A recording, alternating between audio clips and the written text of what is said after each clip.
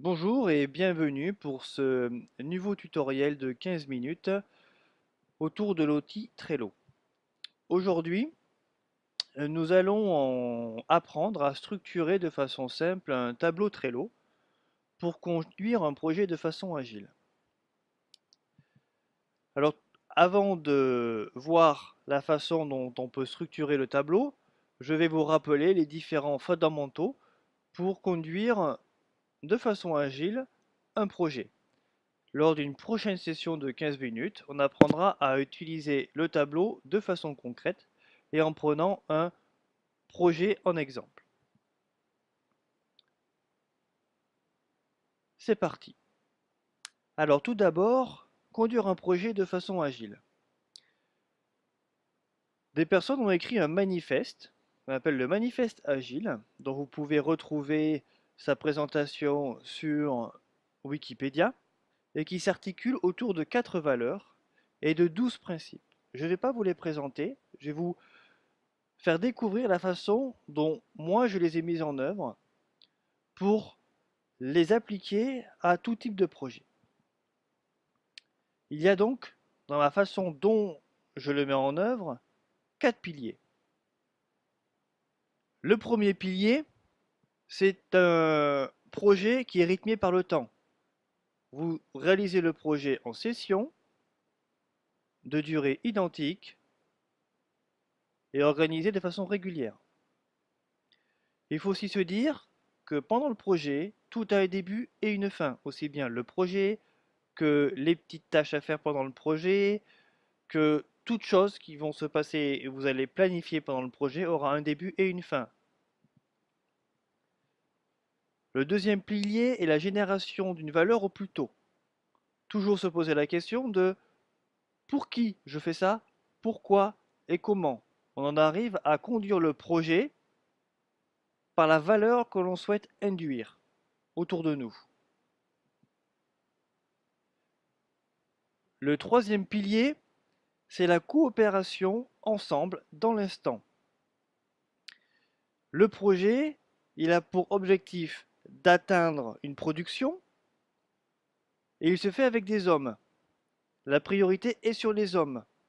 Le processus pour conduire le projet doit s'adapter, tout comme l'outil, en fonction des aléas humains, mais aussi des aléas du projet.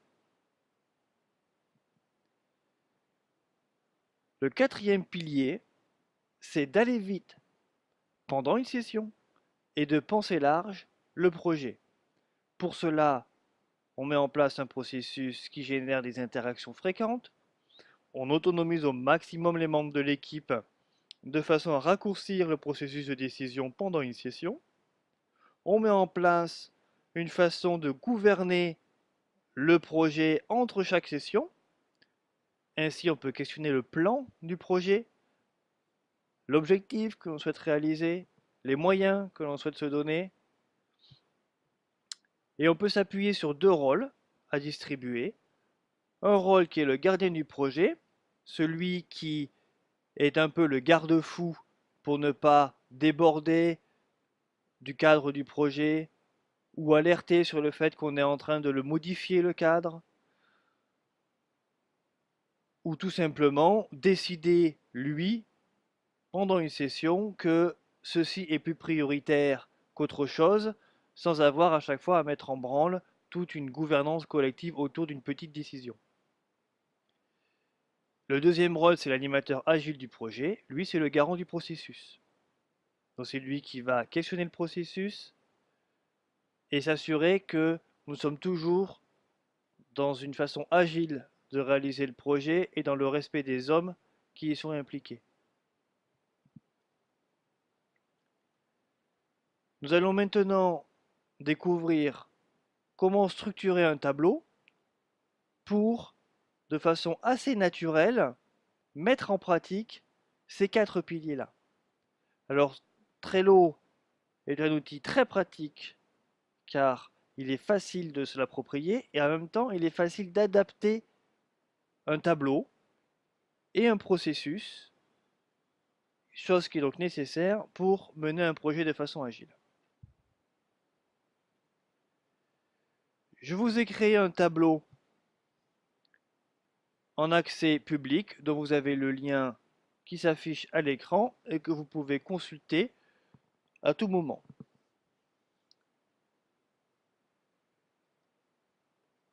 Voici le tableau.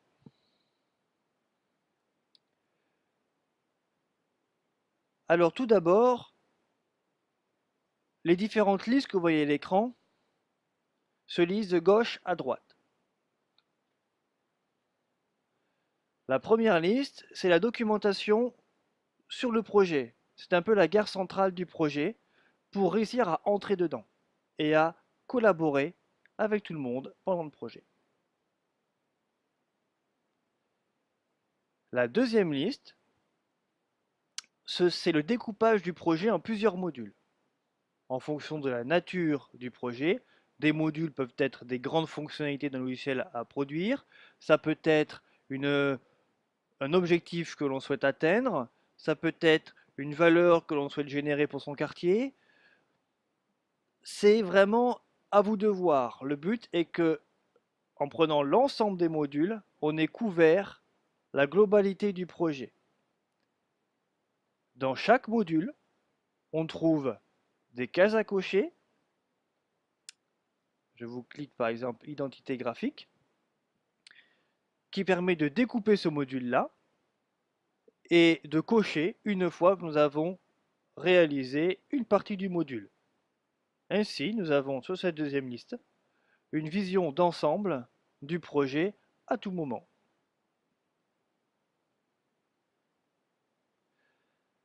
La troisième liste, ce sont des petites histoires que l'on souhaite vivre pendant une session. Alors vivre soi, ou faire vivre à d'autres, ou que l'on souhaite. Oui, quand je dis faire, alors je vais me reprendre, que l'on souhaite vivre soi, c'est-à-dire l'équipe du projet, et faire vivre à d'autres, c'est en faisant un certain nombre de tâches, je vais réussir à faire vivre une histoire à mes utilisateurs finaux.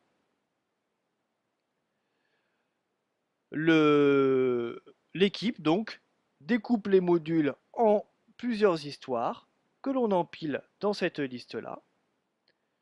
Puis, on en arrive à lancer une session. Donc une session qui a une date de début et une date de fin, comme l'un des piliers qu'on a vu précédemment. Dans cette session-là, on a un certain nombre d'histoires que l'on souhaite mettre en œuvre. Et une fois qu'une session est clôturée, nous avons ici, sur l'ensemble des listes que l'on trouvera ensuite, les différentes sessions clôturées. Je prends un exemple très rapide. J'ai un module qui est de réserver en ligne une place à un cycle de rencontres. Ce module-là a permis d'identifier une histoire à faire vivre aux utilisateurs qui est une réservation par email à une rencontre. Nous lançons une session du 23 au 30 avril. Aujourd'hui, nous sommes le 23 avril, par exemple. Réunion collective. On déplace la carte dans la session démarre. Le 30 avril, réunion collective pour clôturer la session. Nous constatons que cette réservation par email est bien terminée. Nous la déplaçons dans clôturer. Autre possibilité de faire, je crée une nouvelle liste qui est la prochaine session et j'indique celle-là comme clôturée.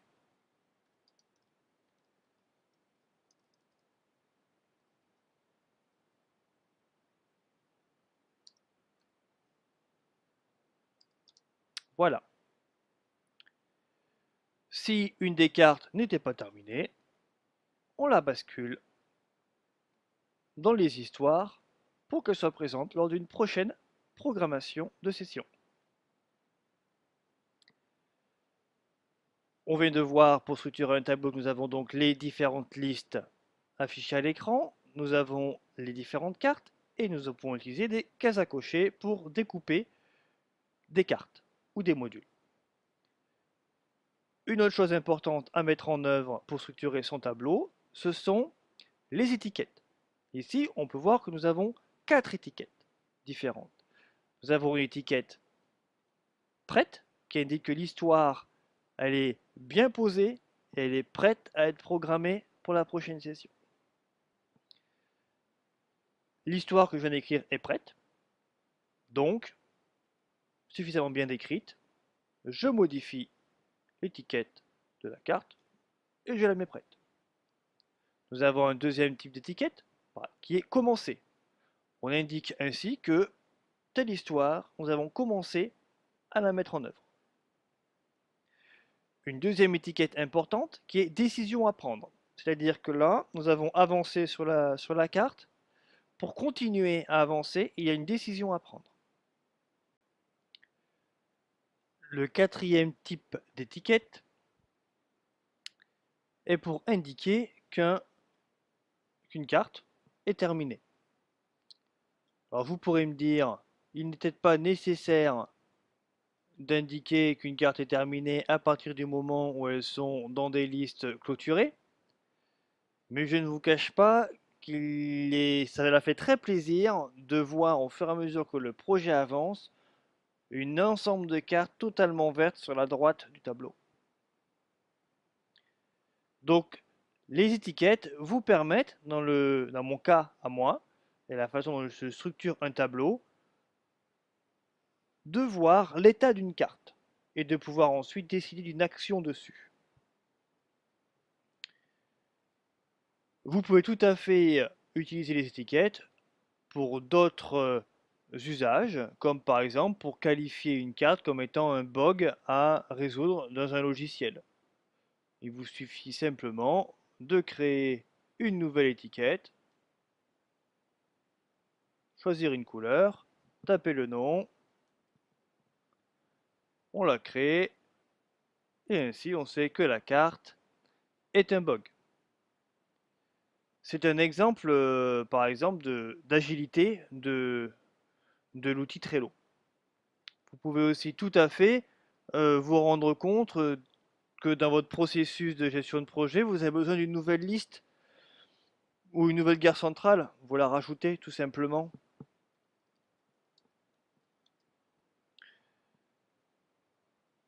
Vous pouvez aussi tout à fait décider que une carte, en fait, une histoire, c'est en fait un super module. Bon, allez, j'en fais un super module. Je la déplace.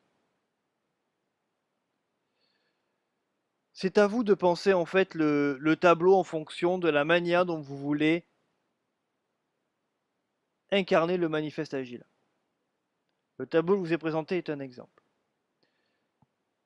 Voilà, j'espère que cette exploration d'une structure de tableau Trello pour conduire un projet de façon agile vous a plu. La prochaine session, nous allons vivre un exemple de projet autour de cette structure-là pour se rendre compte de la façon dont on gère le tableau, des interactions qui peuvent se faire entre les utilisateurs, de la façon d'écrire les cartes, tout ce qu'il faut faire pour gérer le tableau et conduire le projet. Et tout cela toujours en 15 minutes. Je vous remercie et je vous dis à bientôt.